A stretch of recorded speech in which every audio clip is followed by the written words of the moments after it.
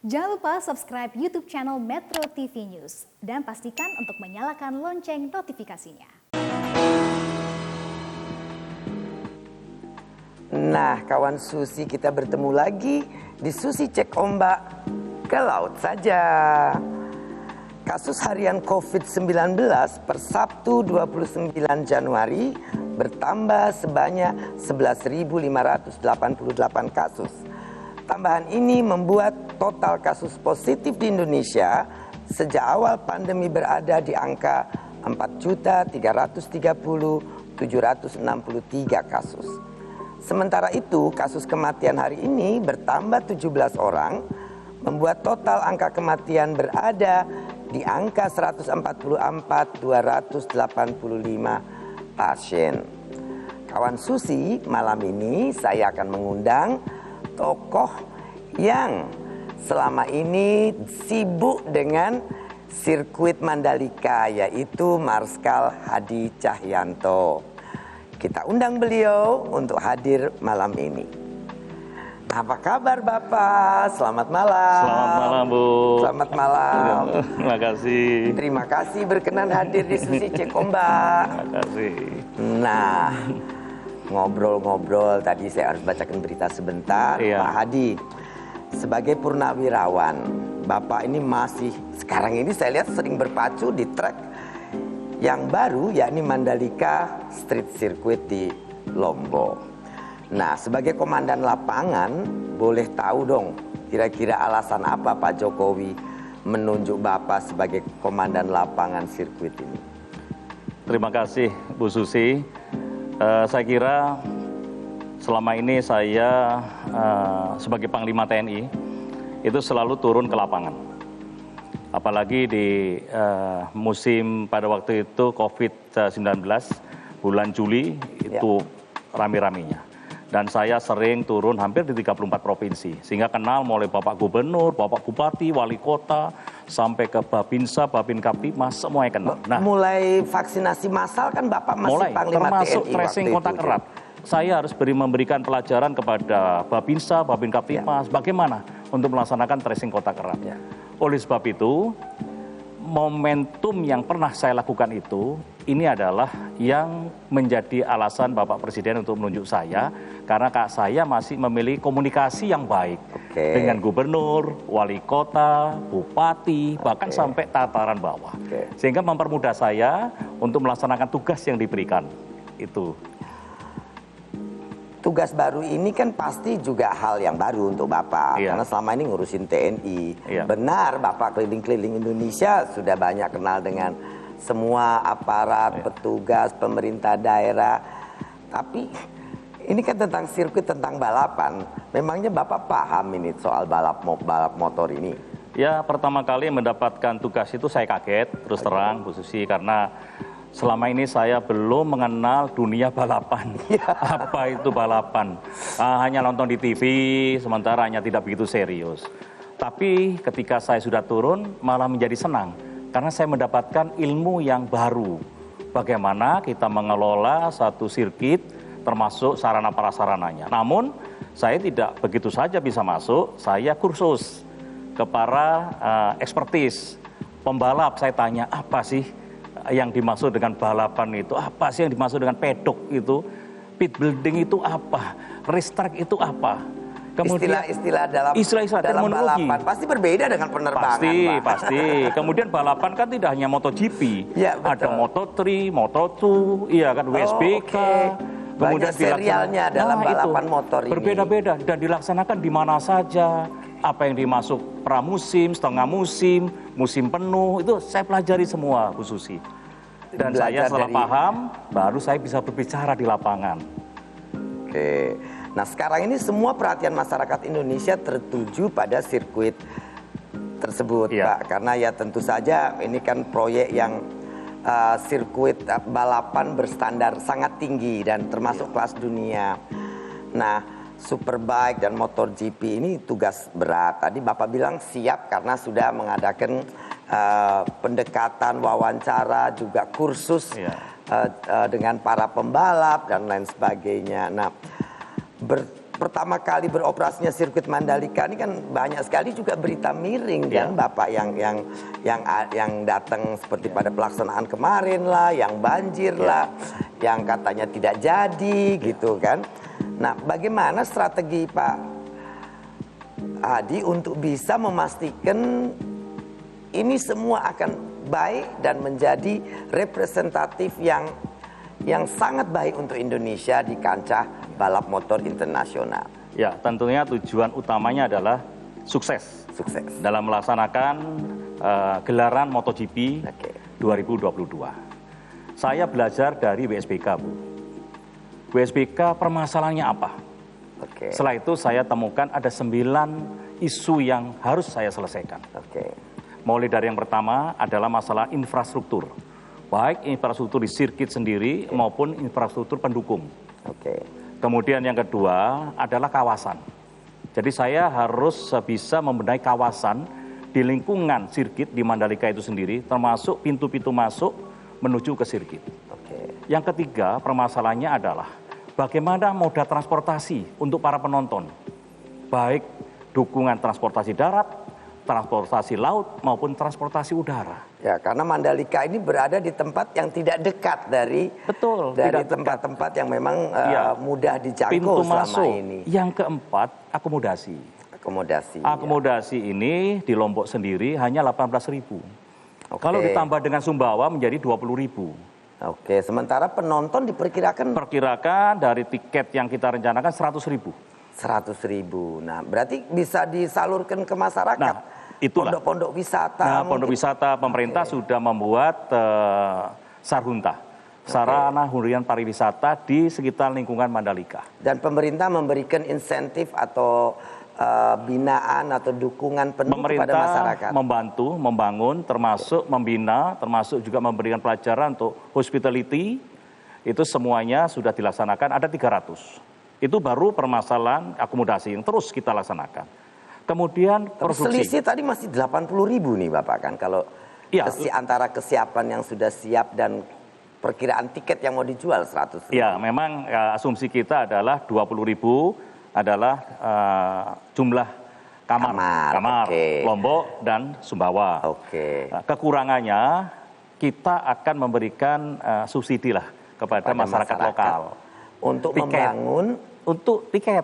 Mereka nonton. Iya, nanti akan kita sampaikan. Jadi itu yang sisanya tuh banyak untuk masyarakat setempat untuk meramaikan. Pada waktu WSBK itu 80% yang nonton adalah penduduk lokal. 20% dari luar. Kalau mereka harus bayar penuh, mereka tidak bisa. Nanti kita akan, ini akan kita bicarakan dengan. Jadi sebetulnya angka 100.000 itu tidak terlalu menakutkan, karena itu banyakkan orang masyarakat setempat. Katakanlah 1% saja penduduk lokal, maka dari jumlah 3,7 juta, berarti sudah 37.000 penduduk lokal. Tinggal kita nambah hotel-hotel yang lain, bisa dari Bali, bisa hotel terapung, menggunakan kapal-kapal pinisi. Jadi kesiapan itu sudah hampir lah ya Bapak.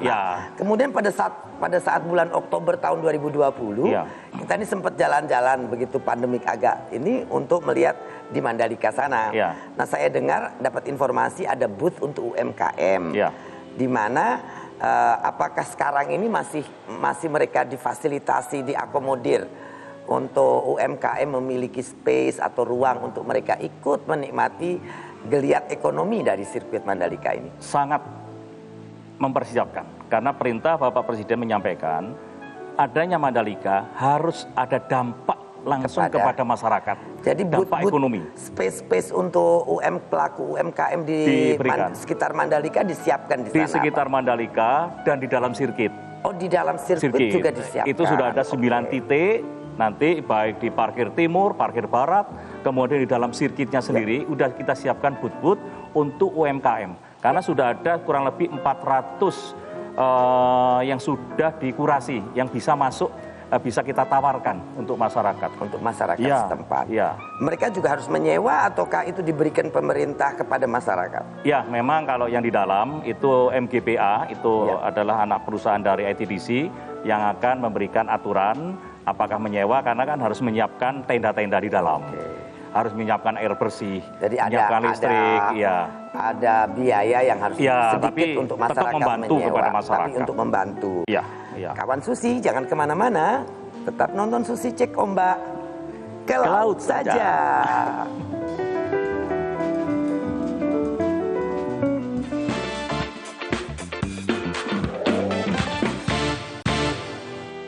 Kawan Susi, kita akan lanjutkan perbincangan dengan Pak Hadi Cahyanto. Namun seperti biasa dengan meningginya kasus COVID, kita semua dalam rangka program Susi Cek Ombak malam ini juga sudah melaksanakan prokes kesehatan, di mana kita dicek antigen dan memastikan bahwa kita semua dalam kondisi sehat melaksanakan program malam ini.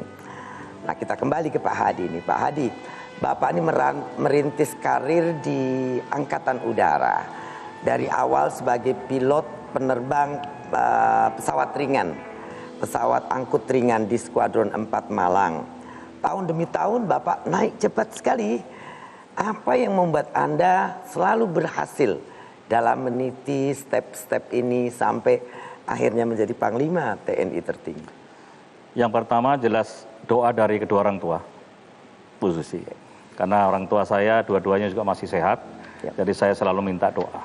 Kemudian yang kedua adalah saya memiliki tekad yang kuat untuk bisa meraih cita-cita.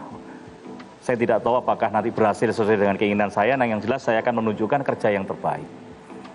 Jadi saya adalah tekun, kemudian saya selalu membangun komunikasi dengan teman, dengan atasan, dan saya selalu mendengarkan apa yang disampaikan oleh atasan, oleh teman. Jadi saya sebetulnya termasuk lawan bicara yang setia. Saya selalu mendengarkan apa yang disampaikan dan saya bisa menangkap apa yang disampaikan oleh lawan bicara saya. Nah, itulah sebagai modal saya untuk bekerja. Kadang-kadang dalam briefing pun saya sudah bisa menggunakan modal dari cerita-cerita senior saya, teman saya untuk menyampaikan permasalahan-permasalahan yang ada. Jadi salah satu kuncinya adalah menjadi pendengar yang baik. Itu, menjadi pendengar yang baik dan saya selalu membangun komunikasi dengan siapa saja. Tanpa melihat kasta, siapapun saya sama. Bapak perlakukan dan dengarkan sama pentingnya. Ya, luar biasa, Pak. Pada saat Bapak menerbangkan pesawat Kasa nih, salah satu yang saya pelajari profil Bapak sebelumnya saya nggak kenal Bapak sebagai Panglima TNI dan Sekmil waktu itu, Pak ya. Sebagai penerbang pesawat Kasa di Papua katanya pernah tertembak 2 kali, Pak. Iya. Di wilayah mana itu, Pak? Jadi saya pada waktu itu mendapatkan tugas dari Pangdam untuk geser pasukan dan dukungan logistik. Itu dari Nabire ke Enarotali. Oh ya. Kebetulan sampai saat ini kan Nabire, Enarotali, khususnya Enarotali, Susukapan, Monamani, itu masih wilayah yang menjadi fokus untuk kita perhatikan. Ya. Jadi kejadiannya ketika saya terbang dari Nabire ke Enarotali, itu kan ada danau ya Bu Susi, landing dari arah Bukit. Bukit itu kan sudah dekat kalau kita di final gitu. Nah, di situ kami tidak merasakan apa-apa. Ketika mendarat sudah tidak ada masalah apa-apa. Kemudian kami tidak mati engine. Jadi kemudian kami unloading barang, personil sudah turun semuanya. Kami cek engine, semuanya masih kondisi normal, masuk pada parameter. Kami take off lagi menuju Nabire dari Enarotali. Tapi tidak ada casualties kan? Tidak ada. Ketika mendarat di Nabire, kemudian after flight check, kita lihat, loh kok banyak lubang. Propeller lubang ada 2 lubang, samping kiri kanan 2 lubang. Dan saya lihat ini adalah, kalau saya lihat anatomi ini adalah karena tembakan, karena dari lubangnya, kemudian juga dari sisa-sisanya dari proyektil itu ada. Ya, saya ketembak. Cuma pada waktu itu ya karena masih selamat saja, karena yang kena propeller sama bagian belakang saya. Kurang-kurang lebih ada tiga inilah. Yang terkena ya. Ada kelihatan 3 tembusan dari peluru. Jadi luar biasa, Tuhan tetap melindungi Pak Hadi. Katanya, ini saya juga dengar lagi, waktu Bapak diangkat menjadi Komandan Pangkalan Adi Sumarno, Bapak tuh agak sedikit berontak dalam hati. Kenapa, Pak? Ya, pada waktu itu sebetulnya saya mendengar Bu ya, jadi ada sidang penempatan jabatan. saya sudah mendapatkan tempat di Margahayu, Bandung. Bandung, Ya, oke. saya senang, wah nanti di Margahayu akan saya seperti ini. Kemudian ternyata tidak jadi. Ya. Tidak jadi, kemudian ternyata saya diperintahkan untuk menjadi Komandan Laut Adi Sumarmo. Oke. Sebetulnya tidak kecewa, tapi harapannya adalah Margahayu, Ya. tapi kok dapat Solo, dan saya kan Solo. belum mengenal Solo. Adi Sumarmo Oke. Panasan dulu namanya, Bu ya. Oke, karena Bapak Malang. Iya, Bu, ya, itu oke. Bu. Karena di Solo itu adalah tempat pendidikan, Oke. seluruh pendidikan milik Angkatan Udara di sana. Di sana. Ya, tapi coba saya mulai lagi kebiasaan saya berkomunikasi, mulai Bupati saya datangin, Bupati Sukoharjo, Boyolali, Karanganyar, dan Wali Kota Solo. Waktu itu Pak Waktu itu Pak Jokowi. Jokowi. Jadi pertama kali yang saya datangi adalah Wali Kota Solo. Oke. Kami ngobrol di situ sebentar, kemudian kami memperkenalkan diri dan saya sampaikan Bapak Wali Kota, apabila ada yang bisa saya bantu, saya akan siap membantu untuk Itu kelancaran tahun 2000 tahun 2010. 2010, Ya. way back then ya Bapak. Ya. Nah, flashback kembali Pak sedikit. Pada tanggal 17 Januari 2017, jam 1 siang, Bapak dikagetkan dengan kabar yang dibawa oleh sekretaris pribadi Pak Jokowi via telepon, di mana menunjuk Bapak sebagai Kasau. Dan keesokan harinya Anda langsung dilantik sebagai Kasau di istana. Bisa ceritakan situasi pertama Bapak dengar berita itu? Pada waktu itu sedang dilaksanakan Rapim TNI. Oh, jadi Hari Bapak kedua di di rapat Cilangkap. waktu itu. Pada waktu itu jabatan saya sebagai Irjen Kemhan Oke. dengan pangkat Marskal Madya. Saya duduk Dari Sekmil ke Irjen Irjen Kemhan. TNI, ya. Kemudian kurang lebih jam 11.30 itu saya ditelepon Ya. oleh Sispri Bapak Presiden menyampaikan bahwa segera menghadap Pak Presiden, akan ada yang disampaikan oleh Pak Presiden. Kami langsung deg-degan di situ, Bu Susi. Deg. Mudah-mudahan harapan saya tercapai. Karena 3 hari sebelum saya rapim, saya pulang ke rumah ke ibu bapak saya. Nyampaikan. Harapan Bapak itu menjadi Kasau. Sebelum, Bu. Oh, sebelum oke. Sebelum rapim saya pulang ke rumah ke Singosari, saya tanya, Bapak, Ibu, apakah saya masih menjadi Hadi yang dulu? Loh kenapa? Mungkin saya sudah durhaka kepada Bapak Ibu. Oh enggak. Oke. Kamu dari dulu manut, nggak pernah melawan orang tua. Kalau gitu, doakan saya lancar ya Bu ya. Oke. Oh iya, wis le, tak dongakno, bahasa Jawa. Bahasa Jawa. Wis tak dongakno, ora ono apa-apa, lancar. Nah, ternyata tanggal 17 doanya terkabul. Menjadi Kasau. Saya diminta menghadap Pak Presiden. Pak Presiden dengan begitu saya menghadap, senyum, lihat saya. Aduh, biasa, apa kabar Pak Hadi? Baik Pak. Ya, mungkin disiapkan untuk besok saya lantik menjadi Kepala Staf Angkatan Udara. Itu langsung kayak tidak ingat apa-apa saya, Bu Susi. Karena tidak membayangkan bisa menjadi Kepala Staf Angkatan Udara. Tapi Bapak katanya bisa membaca gerak-geriknya Pak Jokowi. Jadi seolah-olah waktu begitu dijadikan Panglima TNI pun merasa tidak kaget lagi. Nah, bagaimana baca gerak-gerik Pak Jokowi? Beliau Kuncinya kan, di mana tuh kalau mau baca gerak-gerik Pak Jokowi? beliau kan kalau menyampaikan sesuatu langsung to the point, tidak banyak, tidak panjang lebar, Ya. hanya poin-poin. Nah, di situ karena saya juga sudah mengenal beliau sejak wali kota Di Solo. ya, saya ya berkomunikasi dan saya selalu mendengarkan apa yang disampaikan. Nah, situ mesti ada clue-clue kan, Bu Susi? Ada clue-clue Ada yang- clue yang saya tahu, Oke. yang tidak mungkin saya ceritakan ke siapa-siapa, hanya saya sendiri yang tahu. Oh, seperti ini. Nah, sehingga waktu ditunjuk Panglima TNI pun saya sebenarnya sudah baca dari clue-clue tersebut. Ya, karena tadi Bapak senang dan sering mendengarkan, lebih banyak mendengarkan. Iya. Jadi kita biasanya catch up, bisa catching the clue-nya kan Iya. Bapak ya. Itu tadi Bapak bilang bisa baca gerak-gerik Pak Jokowi. Tapi kuncinya di sebelah mananya nih Pak? Untuk baca beliau ini mau kemana, mau ke sini gitu gimananya? Ya, gimana Bu Susi ya tidak bisa saya ceritakan, hanya bisa saya rasakan. Jadi Pak Hadi cuma bisa merasakan dalam membaca gerak-geriknya Pak Jokowi. Tentu kalau kita pengen tahu harus tanya beliau nih, kalau Pak Jokowi membuat gerakan-gerakan mau apa nih gimana gitu, harus kontak Pak Hadi Cahyanto ini. Nah, kawan Susi jangan kemana-mana, tetap di Susi C Ombak ke laut saja.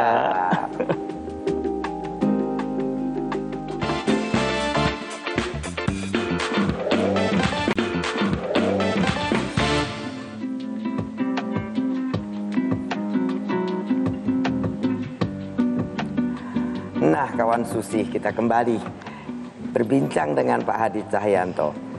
Pak Hadi sebagai anak kopral yang berhasil menjadi Panglima TNI, dan saya pikir Bapak salah satu Panglima TNI yang lama, lumayan lama. 3 tahun 11 bulan.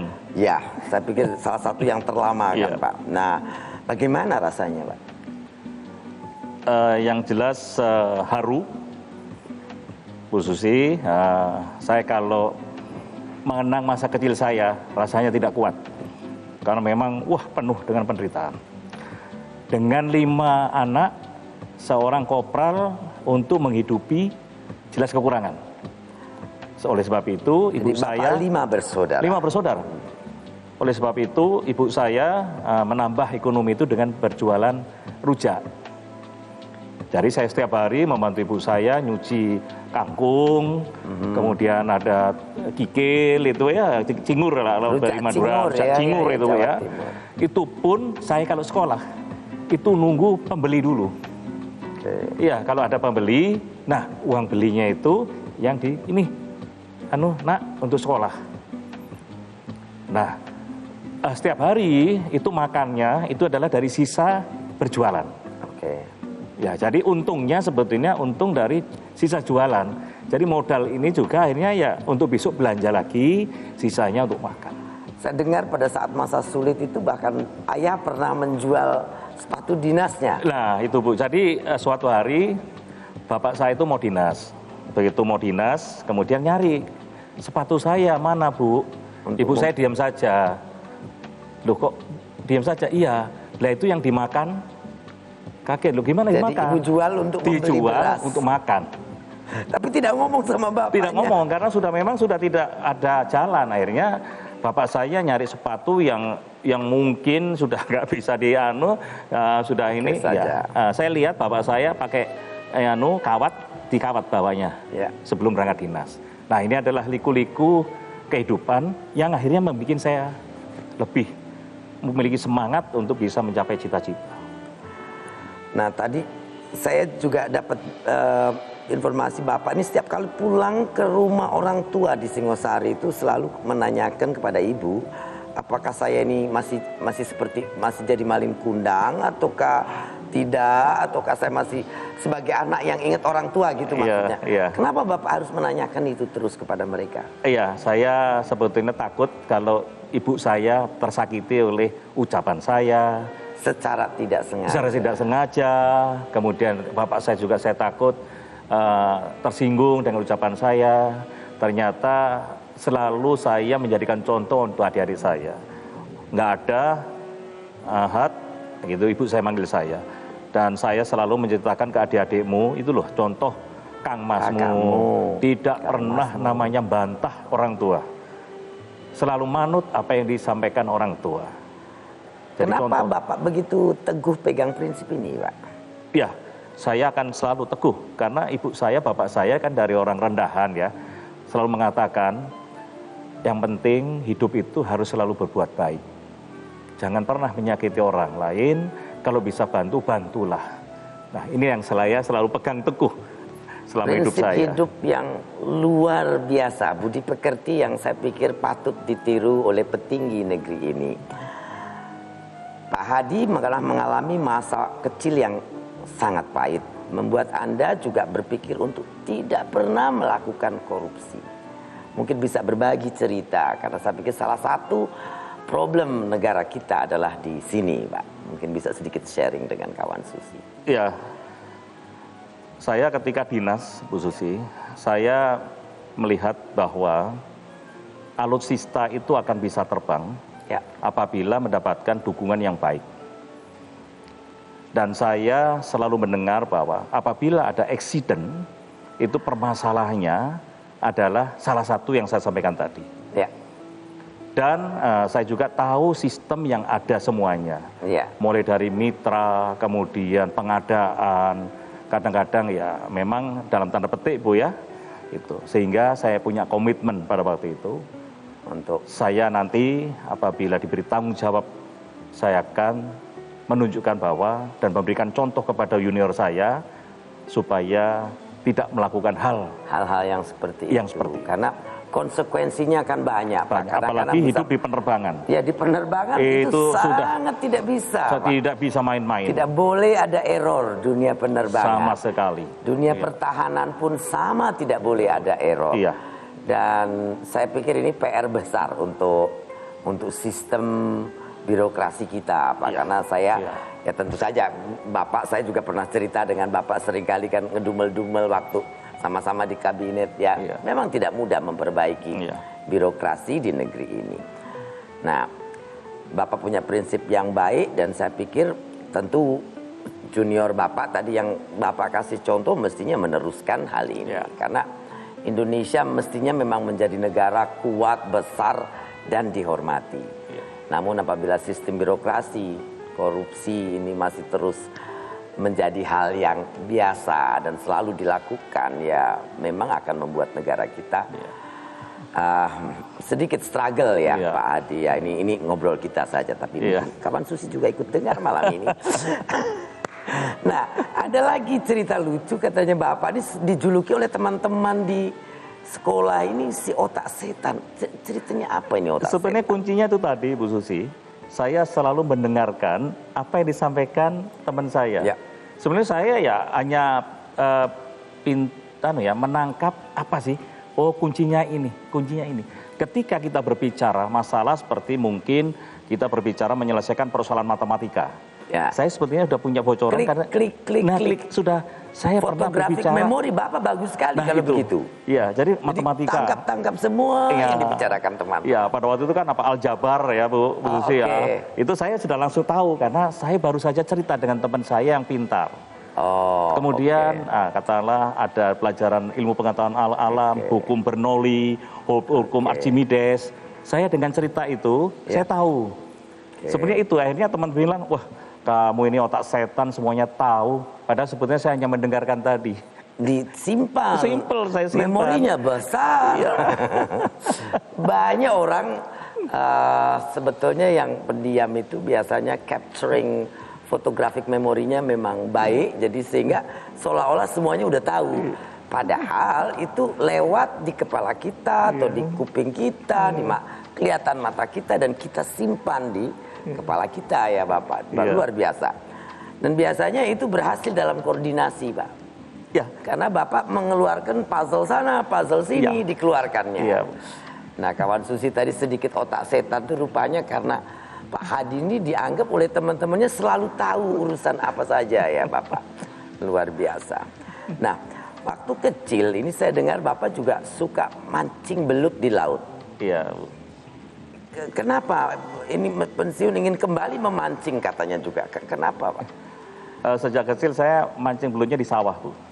Kalau di laut mungkin sidat, Bu ya. Di laut ya yang ada kupingnya. Iya, kupingnya ya. Nah, itu kebetulan hobi saya pada waktu kecil kan hanya main tembak-tembakan, Bu ya. Kemudian saya coba sih main yang memiliki ekonomis. Yaitu saya main ke sawah, kita mancing, kalau dulu ngurek lah mancing belut. Dan kebetulan saya setiap mancing itu pasti dapat lebih dari 10. Dan di rumah saya bawa bisa untuk lauk. Tapi Bapak pakai tali, kemudian pakai cacing. Nah, itu asiknya ketika mereka strike, tarik, itu. Tarik-menarik dengan belut itu yang paling bagus, paling asik. Apalagi kalau sudah mulai ada hujan rintik-rintik, di situ biasanya belut keluar. Oleh sebab itu kalau saya ditanya sama teman-teman, pada waktu pensiun saya tanya, gimana masih kepin mancing belut? Saya kalau pulang ke Malang selalu ingin mancing belut. Tapi istri di rumah yang melarang.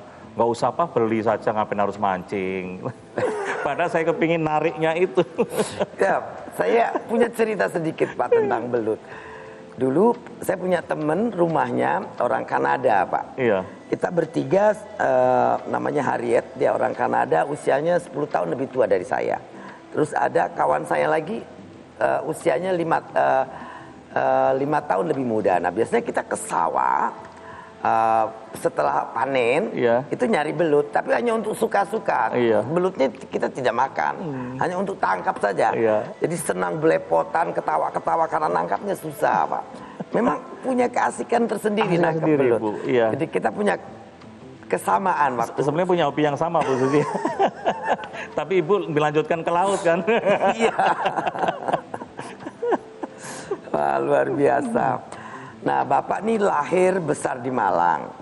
Beberapa tahun lalu Bapak melakukan kunjungan ke kota kelahiran, di mana Bapak dinobatkan sebagai Ebes Aremania. Ceritanya bagaimana Bapak bisa dari TNI, kemudian sekarang sirkuit, lalu kemudian ke Ebes Aremania ini bagaimana? Ya mungkin saya dipandang memang kelahiran dari Malang sehingga label Arema itu ada di diri saya, Bu Susi. Kebetulan di Malang itu dulu ada yang dipanggil Ebes, itu Pak Sugiono dari Angkatan Darat. Sempat menjadi wali kota atau bupati itu. Ya. Nah ketika saya sudah menjadi Panglima TNI, jadi ketokohan itu oleh Arema ini diperlukan. Karena untuk mengikat satu semangat yang luar biasa Arema biasanya akan mengangkat satu tokoh. Jadi solidaritas Arema Ya, Malang sudah. ini mengangkat Apalagi Bapak menjadi asli dilihat aktenya kelahiran Singosari Malang. godfather-nya Iya, nah itu. anak-anak Arema gitu ya Bapak. Menjadi Panglima TNI karena dalam sejarah Arek Singosari Wah, itu angkat belum pernah jadi jadi Bapak. Panglima TNI. Diangkatlah saya jadi ebesnya Arek Malang. Sehingga komunikasi saya sampai saat ini terus saya memberikan semangat. Kadang-kadang kalau sudah ada pertandingan sepak bola, saya sampaikan bahasa Jawa, Rek, hati-hati ya, gak usah rame-rame, yang penting menang. Supporter ya supporter, tapi yo Ya. jangan inilah, Ya, itu jangan. sifat utama katanya Arema FC ini kan satria, Iya. militan, berani, pantang menyerah. Apakah sifat dari Arema tersebut juga Bapak terapkan dalam kehidupan sehingga Bapak ini berhasil seperti sekarang? Itu saya terapkan. Arema kan terbuka Bu Susi ya. Oke. Jadi apa adanya menyampaikan, kemudian kalau sudah berteman itu dianggap saudara. Nah kalau Arema sama Surabaya yang terkenal bonek-boneknya tuh apa bedanya Pak? Ya sebetulnya sama saja Bu. Sama itu kan satu saja. keluarga. Oke. Di mana-mana kalau satu keluarga mesti akan tarung, akan berantem. Oke. Tapi untuk menyatukannya mudah. Tidak gampang, tidak ini. ya, Iya Bapak. mudah, kita ngajak makan bareng, ayo kita makan soto rame-rame, udah selesai masalah. Iya. Apa pesan Bapak nih untuk anak muda Indonesia untuk tetap semangat mencapai cita-cita Bapak? Ya, agar terus yang satu adalah memiliki komitmen yang tinggi Oke. untuk bisa meraih cita-cita. Dan tentunya komitmen yang tinggi kan dibarengi juga semangat, tidak malas, ngikuti perkembangan yang ada, terus berkreasi, berpikir, berjalan untuk membuat ide-ide yang baru. Tentunya ide-ide kreasi itu yang bisa langsung dirasakan oleh masyarakat. Jadi hal-hal yang seperti ini yang sebetulnya generasi muda kita nih harus terus jaga dan lakukan. Iya. Berkomitmen dan tentunya terus melanjutkan perjuangan generasi ke generasi, dilanjutkan daripada perjuangan menjaga negeri ini ya Bapak. Iya. Luar biasa. Iya. Jangan kemana-mana, tetap di Susi C Ombak Ke laut saja.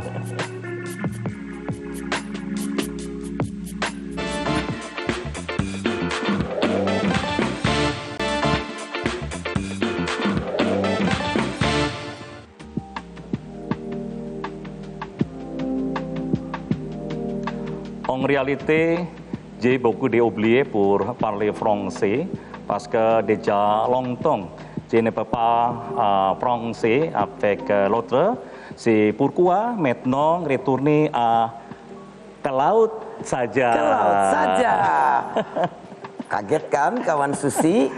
Ingat loh video tempo hari yang viral di mana Bapak Panglima kita ngobrol nyus bahasa Prancis sama prajurit TNI yang bisa berbahasa Prancis. Nah, hari ini dibuktikannya Panggung saya diambil oleh beliau, bicara bahasa Prancis, luar biasa. Memang Pak Hadi ini kelihatannya kalem, diem, dingin gitu, tapi pengetahuannya dan juga ya tadi benar, julukan otak setan itu benar karena Bapak ini tahu banyak segala.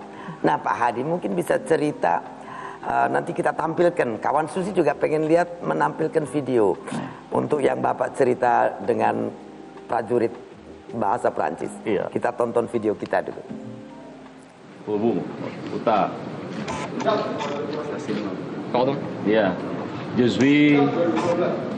Je suis indonésien. Indonesia. Ma mère est sundanais, mon père français. Oh, oke. Ya. Sundani. Oui, monsieur. Oke.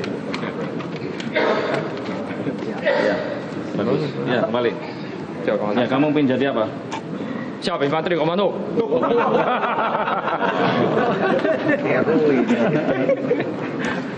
Adhan Prancis ya. Kayak pendiri Kopassus itu si Jambi itu ya. Jambi. Dia Jambi kan orang bule. Jambi orang Belanda. Oh. Mirip. Orang Portugal. Orang Portugal. Ya. Combien de temps vous habitez à Paris? J'habite en Normandie pendant 10 ans. Oh, Et 2 ans au c'est pays de- long alors. Très long. Oh, avec la famille, Avec la famille, mon père et ma mère. on est bien le repas traditionnel à Paris. La baguette, monsieur. Le baguette. Et le croissant au chocolat chaud. Et les autres? Pardon? Le fromage. Fromage? Oui, fromage blanc. C'est bien Et fromage camembert. alors. Iya. Iya. Vous mangez fromage? Fromage. Fromage? Kita nggak J'adore, ngerti monsieur. itu apa. Tous les jours. Tous les jours? Tous les matins. Avec le baguette? Oui, avec la baguette. Oui, c'est bien alors. Iya. Oke.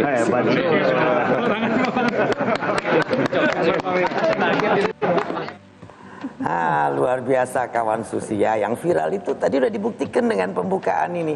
Tapi kawan Susi juga tanya, Pak tadi artinya apa waktu Bapak bikin pembukaan Susi Cekobak? Pembukaan tadi. Jangan-jangan ngomongin yang nggak bagus tuh. Susi Positif Cekobak. sekali. Katanya saya lagi diwawancara sama si gendut dan si tua gitu. Enggak toh Pak? Tadi isinya mendoakan Bu Susi tetap sehat, Oh. kemudian sukses itu Bu. Iya. Dan dalam acara Susi Ada Cekobak. acara. Wah, mudah-mudahan bener nanti saya mau tanya nih sama mantu saya yang orang Prancis, kalau bener nggak nih Pak Hadi tadi ngobrolnya bagus untuk Susi Cekobak.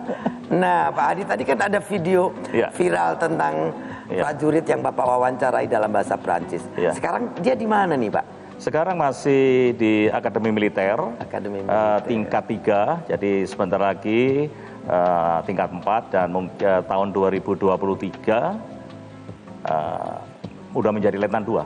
Udah menjadi Ya Letnan sesuai dengan 2. cita-citanya pada waktu saya bertanya pertama adalah menjadi prajurit Kopassus.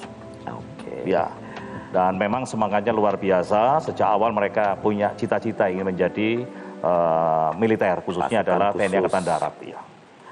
Kalau Bapak dulu kan bahasa Prancis ini didapat karena Bapak sekolah dan pendidikan di Prancis. Di Prancis. Berapa lama tuh Pak? Saya pendidikan di Prancis 1,5 tahun. 1,5 Ya, tahun. dari 6 bulan saya mengikuti kursus bahasa Prancis dengan teman-teman dari hampir seluruh dunia, termasuk khususnya adalah dari Francophone, dari negara-negara yang dulu pernah menjadi koloni. Koloninya Iya, Prancis. Ya. Bisa ceritakan di sana Bapak bawa keluarga juga selama 1,5 tahun? 6 bulan saya sendiri setelah pembukaan pendidikan sekolah di sana baru keluarga datang. Jadi keluarga total 1 tahun di sana. 1 tahun di dengan sana. anak-anak juga ikut di sana, sekolah di sana.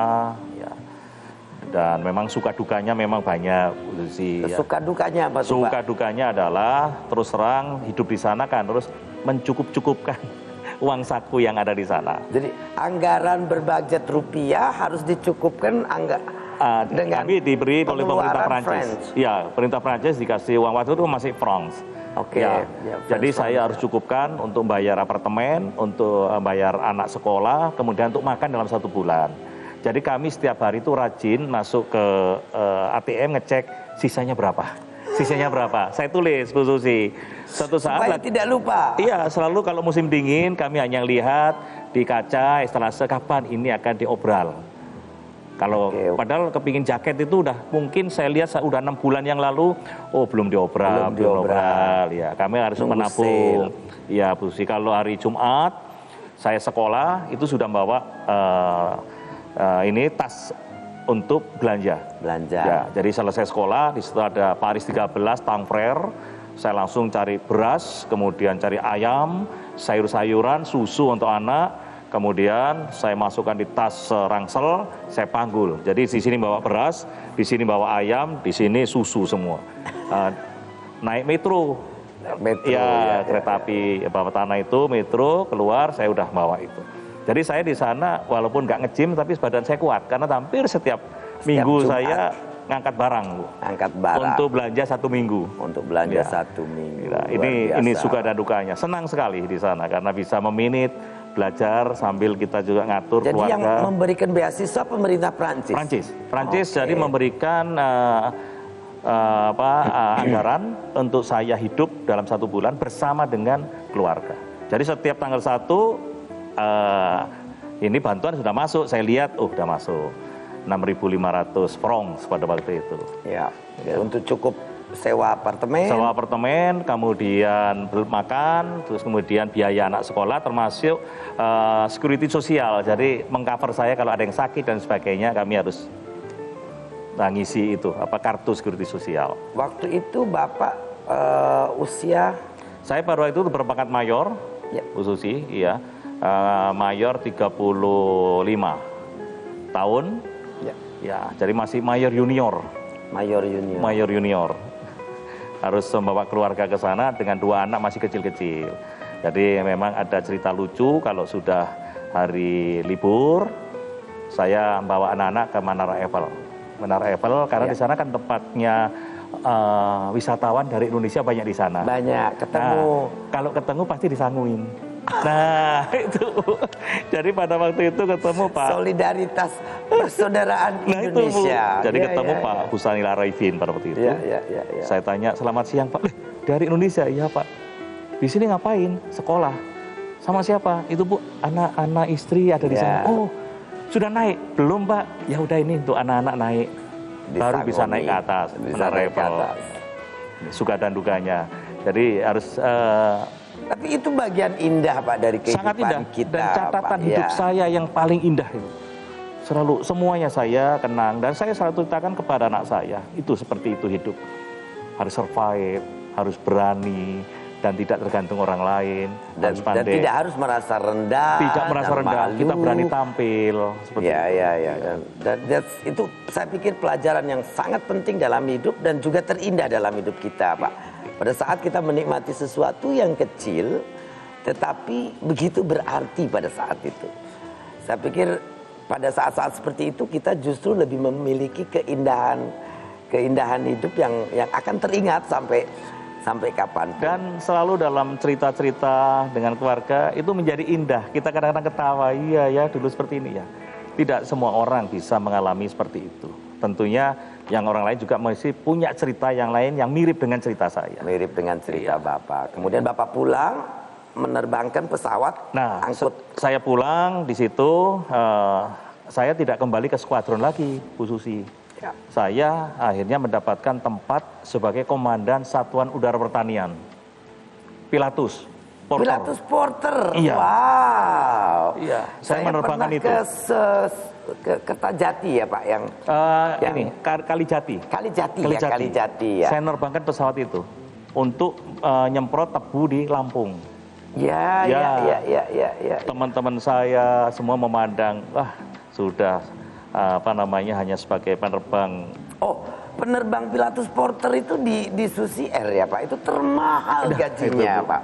Karena paling sulit itu paling pesawat. susah. Ya. Sticknya di bawah, kemudian totalnya kecil, kemudian kalau mau ngetrim harus diputar. Dan sampai hari ini setelah 50 tahun lebih pesawat itu dibuat dengan semuanya sama. Ada penariknya masih dari kayu. Iya, Pak. semua Bu. Dan itu adalah pesawat menurut saya paling enak yang selama ini saya terbangkan. Karena benar-benar soft take off landing. Wow. Jadi landingnya itu sebegitu touch, agak dimasukkan reverse sedikit, berhenti pesawat.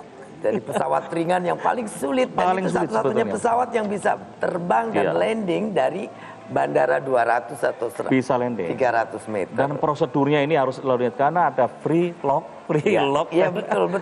Til, ya kan, til wheel-nya nggak boleh lupa itu kalau nggak bisa ground loop itu Bu Susi. Luar biasa. Kawan Susi ini Pilatus Porter itu pesawat buatan Switzerland ya Pak. Tail wheel jadi dia bannya di ekor dan sangat dibutuhkan di Papua dan wilayah-wilayah Kalimantan Utara. Betul. Yang mana bandaranya gravel dan hanya 200-300 meter saja. Luar biasa Pak. Bapak masih mau terbang lagi pesawat Sebetulnya itu? saya pengen terbang lagi Bu. Saya senang dengan pesawat itu karena kalau duduk di belakang bisa buka pintu Pak. Ya, dan satu-satunya pesawat yang punya meja. Ya. Depannya nggak ada mejanya. Di depannya ada mejanya, betul. Dan kalau take off tidak bisa lihat depan. Luar biasa. Wah, ngobrol dengan Pak Hadi jadi ngobrol penerbangan.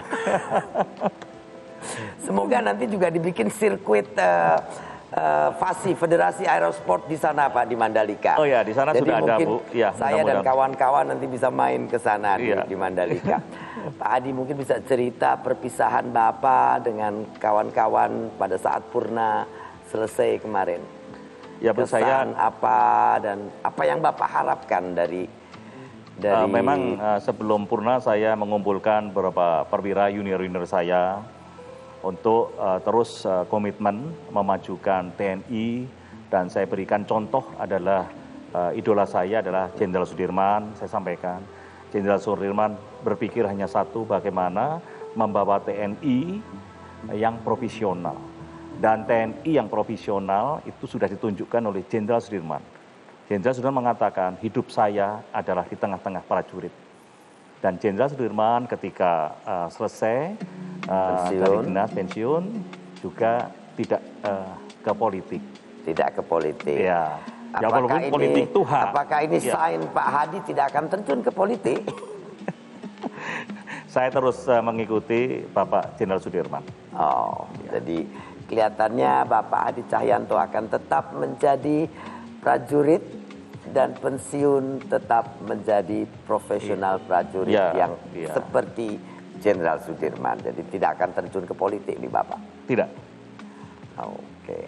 Kawan Susi, tadi perbincangan kita dengan Bapak Hadi Cahyanto. Mungkin ada pesan terakhir yang akan Bapak sampaikan kepada TNI, masyarakat Indonesia? Ya, saya dengan ditugaskan oleh Bapak Presiden menjadi komandan lapangan di Mandalika ini, saya sangat senang Bu Susi, karena apa? Justru saya membantu membangkitkan industri pariwisata. Saya banyak bicara dengan masyarakat di Mandalika dan mereka memiliki ekspektasi yang besar.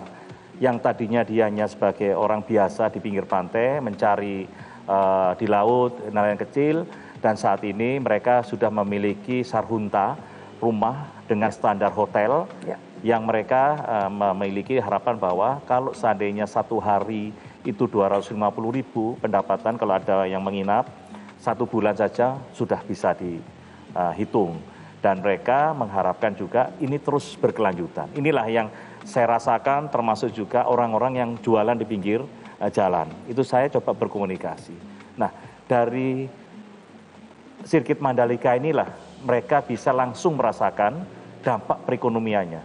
Nah, kalau saya bertanya kepada perwakilan BI di Lombok, memang WSBK saja itu ada kenaikan 0,32%. Itu baru tamu sebanyak 25.000. Saya bisa membayangkan nanti kalau 100.000, efeknya luar biasa untuk perekonomian di Mandalika. Jadi intinya sirkuit Mandalika ini perlu kita dukung karena akan menggerakkan ekonomi daripada masyarakat di Lombok dan di sekitar Mandalika. Apalagi UMKM-nya, Bu Susi. UMKM-nya luar biasa. Ya. Nah, kawan Susi, perbincangan dengan Pak Hadi Cahyanto tidak akan bisa selesai dalam 1 jam kalau kita lanjutkan terus. Namun dalam rangka kita waspada dengan pandemi yang sekarang ini agak naik lagi, Pak. Saya yakin Indonesia akan melewati krisis pandemi kesehatan ini dengan baik.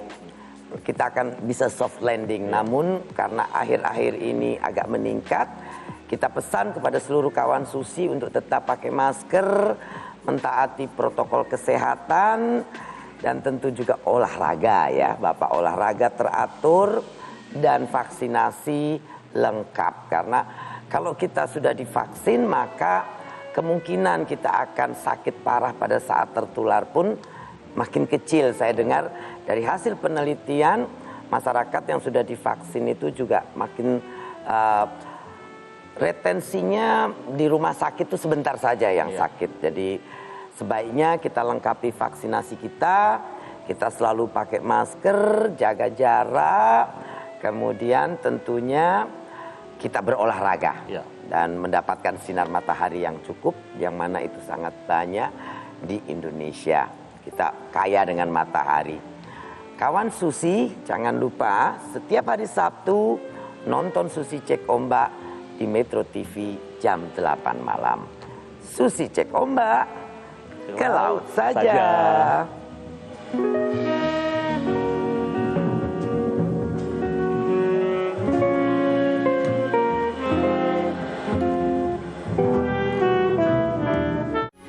Metro TV,